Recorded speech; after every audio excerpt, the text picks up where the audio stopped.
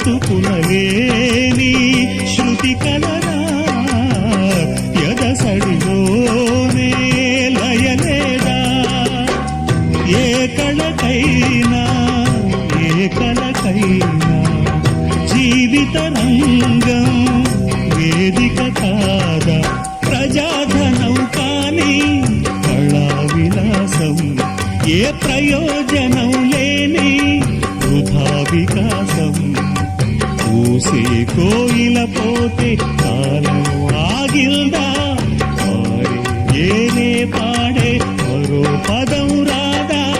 మురళికి గల స్వరముల కళ పెదవిని విడి పలకదు కదా తరలి రాగనే వసంతం